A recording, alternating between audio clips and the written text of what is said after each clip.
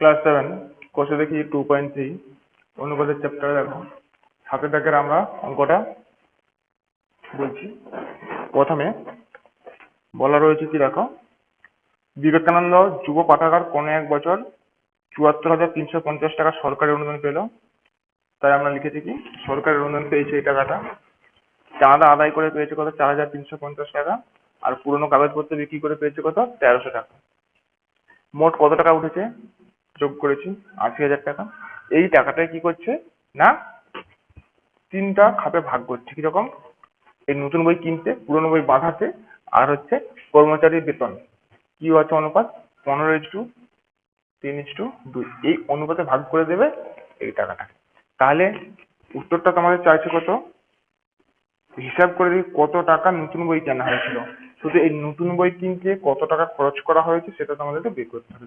তাহলে সবগুলো বের করার কিন্তু দরকার নেই। তোমাদের পরীক্ষার সময় যদি বলে পুরনো বই বাঁধাতে, তাহলে পুরনো বই বাঁধাতে কত খরচ সেটা বের করবে। আচ্ছা, এখানে যে অনুপাতগুলো হয়েছে এর কি সমষ্টি বের করতে হয়, তাহলে কি লিখবে, অনুপাতের সমষ্টি। অনুপাতের সমষ্টি, সমষ্টি মানে কি বলতো, যোগফল। কত আছে, 15:3:2 যোগ করে কত হচ্ছে, 20। আচ্ছা, অতএব নতুন বই কিনতে খরচ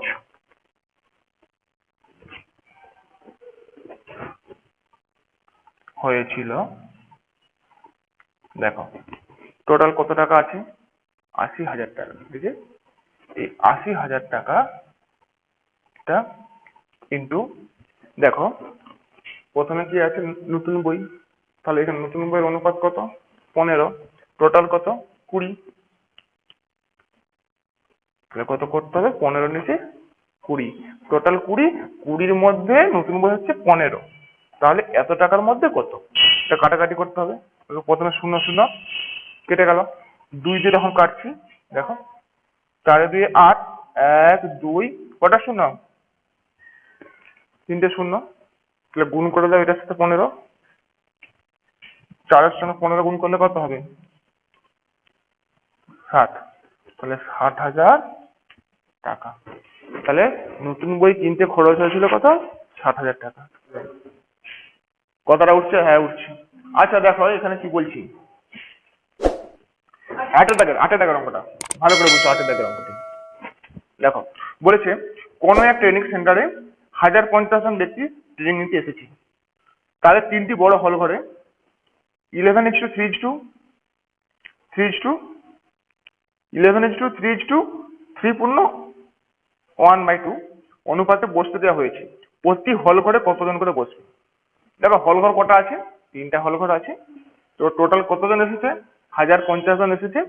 কি বলেছে না, 3টে হল ঘরে বসানো হয়েছে। কিরকম অনুপাতে, না 11:3:3 পূর্ণ 1/2 অনুপাতে বসানো হয়েছে। তো দেখো এখানে একটি মিশ্র ভগ্নাংশ দেওয়া আছে। মিশ্র দিয়ে থাকলে না অনুপাত করা যাবে না, সেটা কি করতে হবে, পূর্ণ সংখ্যা প্রথমে মানবো, প্রথম হল ঘর, প্রথম হল ঘর, দ্বিতীয় হল ঘর, আর তৃতীয়। হ্যাঁ হ্যাঁ, সব হল ঘর লিখছি না, প্রথম দ্বিতীয় তৃতীয় লিখে দিচ্ছি। দেখো এটা আছে, কিন্তু এই যে মিশ্র ভগ্নাংশ আছে এরকম থাকলে কিন্তু হবে না। আমরা এটা কি করবো, হ্যাঁ প্রথমে আমরা এটাকে ভেঙে নেবো।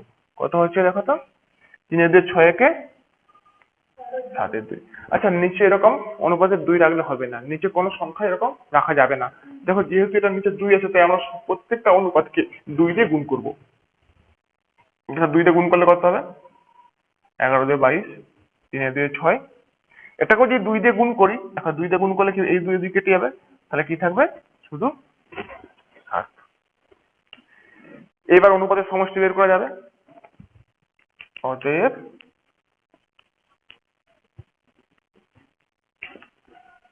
অনুপাতের সমষ্টি,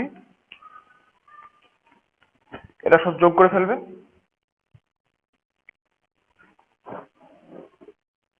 7 6 13, 13 দিয়ে কত হচ্ছে এটা 35 হচ্ছে। আচ্ছা এইবার কি বলেছে দেখো, টোটাল কতজন আছে ট্রেনিতে? 1050 জন। আচ্ছা তাহলে প্রথম ঘরে কতজন বসবে?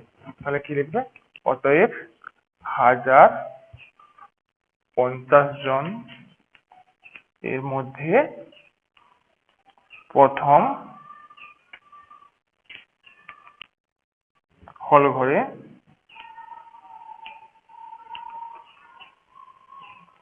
বসবেন। আচ্ছা প্রথম হল ঘরে আনুপাতিক ভাগাহার কত? দেখো প্রথম হল ঘরের জন্য কত ছিল এখানে, আমরা এটা দেখবো না, এইটা দেখবো। কত আছে এখানে? 22। টোটাল কত? 35। তাহলে 35-এর মধ্যে 22, টোটাল 35, তার মধ্যে 22। এটা এখানে জন লিখতে পারো, কাটাকাটি করার পর অ্যান্সার পাবে। আচ্ছা দেখো তো, আমরা যদি 5-এর নামটা করি, দেখো 5 7 35, এখানে 5-এর নামটা করলে 5 2 10, 5 1 5, একটা শূন্য, 7 দিয়ে হলে 3 7 21, একটা শূন্য, আর হবে না, এটা গুণ করে দাও, 3 22 কত হবে? 660 জন। তাহলে প্রথম হলঘর হয়ে গেল। একই রকম ভাবে দ্বিতীয় হলঘর, সেখানে কত হবে? দেখো দ্বিতীয় হলঘরে কত আছে অনুপাতটা? 6। তাহলে আনুপাতিক ভাগের কত হবে? 6-এর 35। 35 কাটলে কত হচ্ছে বলো তো? 30। 3 6 18, 180 জন।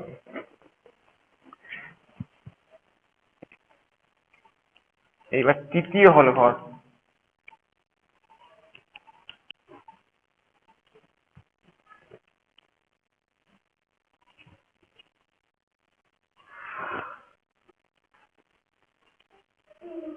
এই তিনটাই উত্তর হয়ে গেল। তিনটা হল ঘরে কতজন করে বসবে সেটা আমরা হিসাব করতে পারলাম। 9 নম্বরটা বলছে, ভালো প্রশ্ন। 12,100 টাকা মধু, মানস, কুন্তল ও ইন্দ্রের মধ্যে 2:2, 3:2, 4:2 অনুপাতে ভাগ করে দিলে কে কত টাকা পাবে? দেখো সে আগের মতোই অঙ্ক, তোমরা নিজেরা হয়তো পেরে যাবে। হ্যাঁ, তবু আমি করে দিচ্ছি, তোমরাও খাতায় করো, মিলিয়ে নেবে। ঠিক আছে, ঠিক করতে পারছো কিনা। এখানে 4 জন আছে শুধু। প্রথমে কি লিখবে তাহলে? হুম, মধু। আচ্ছা কিসের অনুপাতে বলো তো? কিসের অনুপাত? টাকা ভাগের অনুপাত না? আচ্ছা মধু, আর কে? মানস,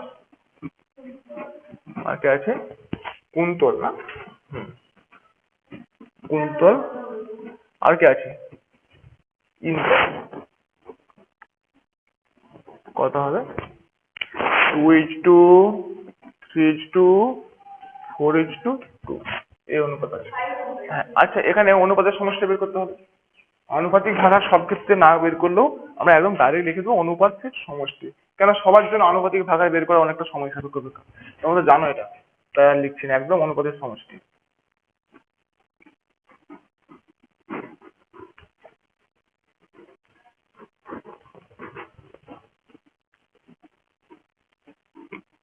যোগ করে নাও কত হচ্ছে?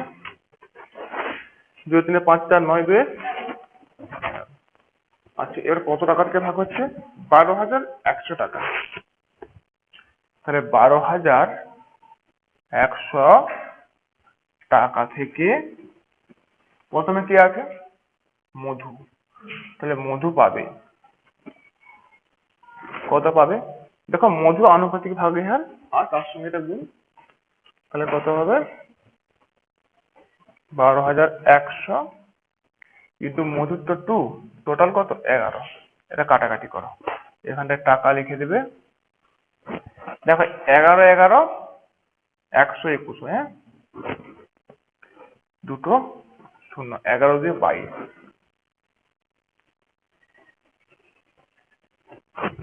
তাহলে মধু কত টাকা পেয়েছে? 2,200 টাকা। তারপর মানস,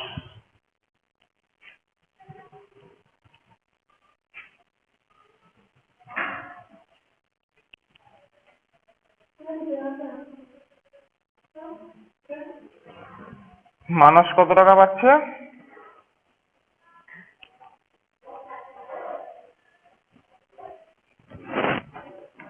কাটাকাটিটা বুঝতে পারছো, একদম একই রকম কাটাকাটি হচ্ছে একদম প্রতিবারে। এই অঙ্কগুলো এত সহজ, শুধু অঙ্কগুলো লিখতে যা সময়।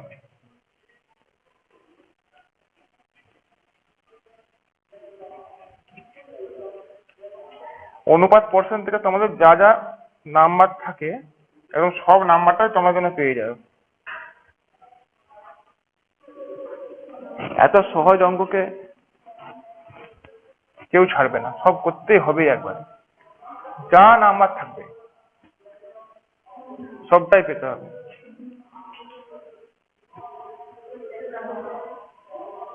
আর এই অঙ্কগুলো এখন শিখলে ভালো করে, তোমরা যখন উঁচু ক্লাসে উঠবে তখনও দেখবে এরকম অঙ্কগুলো আছে। এক একটা অঙ্কের মধ্যে আবার এরকম অঙ্কগুলো আছে। তাই এখন থেকেই তোমাদেরকে খুব ভালো করে এগুলো জানা দরকার। দেখ হয়ে গেল। এবিসি ত্রিভুজের তিনটি কোণের সমষ্টি দেওয়া আছে 180°। এবিসি ত্রিভুজের তিনটা কোণের সমষ্টি দেওয়া আছে 180°। আচ্ছা, কোণগুলোর অনুপাত দেওয়া আছে। যদি দেখো একটা কোণের মান কত 10° কম, আবার একটা কোণের মান 10° বেশি হয়, কোন তিনটি অনুপাত হিসাব করে লিখতে বলেছে। ঠিক আছে, যখন এই ত্রিভুজের অঙ্ক বলবে, হ্যাঁ একটা ত্রিভুজ এঁকে নাও, দেখি কিরকম।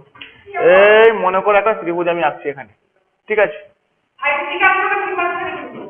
না, এই ডান সাইডে আঁকতে হয়।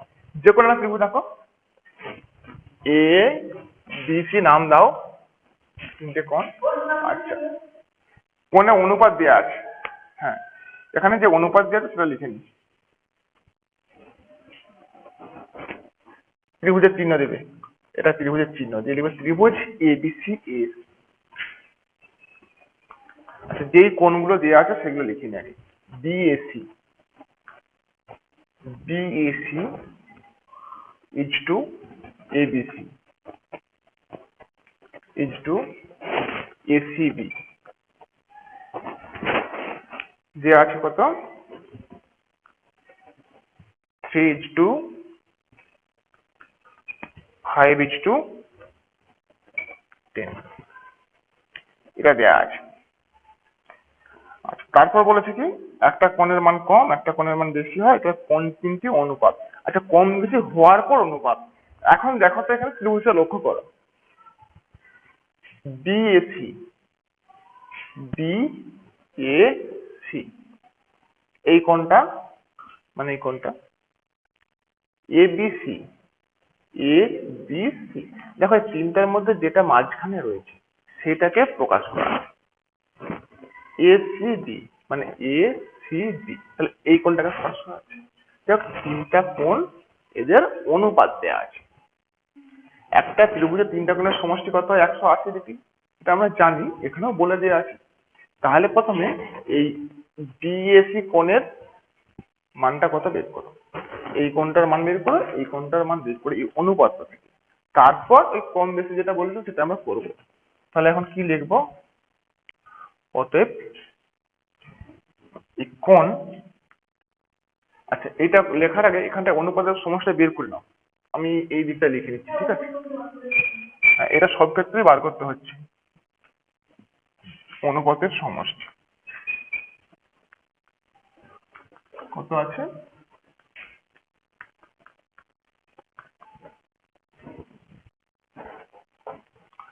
অতএব কোণ বিএসি এর পরিমাপ। দেখো এর পরিমাপ কত হয়, টোটাল কত 180, তাহলে 180° ইন্টু এটা কত আছে প্রথমে 3, টোটাল কত হয়েছে 18, এটা কেটে দাও, কত হচ্ছে 18 কে 18 একটা 0 ডিগ্রি, 3×10=30 হয়েছে। কতটা আসতে বলবে, উঠে যাচ্ছে না ওখানে। আচ্ছা এটা হয়েছে, তারপর ত্রিভুজ বিএসি হয়েছে এবিসি এর পরিমাপ কত আছে 5।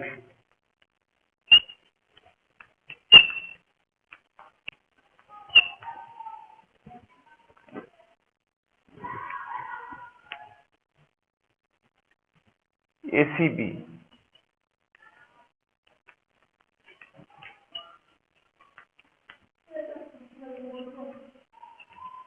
কোনটা বুঝতে পারছো নি? 180 ডিগ্রিটা কি করে হলো? দেখো এখানে দেয়া আছে 180 ডিগ্রি। হ্যাঁ, প্রথমেই বলা আছে ত্রিভুজের 3টি কোণের সমষ্টি 180 ডিগ্রি। তবে তোমরা এটা মনে রাখো, ত্রিভুজের 3টি কোণের সমষ্টি 180 ডিগ্রি হয়, সে যে কোনো ত্রিভুজ হোক না কেন। যদি এরকম ত্রিভুজ হয় তখনও এই 3টা কোণের সমষ্টি 180 ডিগ্রি। যদি এরকমও ত্রিভুজ হয় তখনও এই 3টা কোণে যোগ করলে 180 ডিগ্রি। যদি এরকমও ত্রিভুজ হয় তখনও 3টা কোণে যোগ করলে ত্রিভুজ হলেই 180 ডিগ্রি হবেই 3টে কোণে যোগ করলে। আচ্ছা,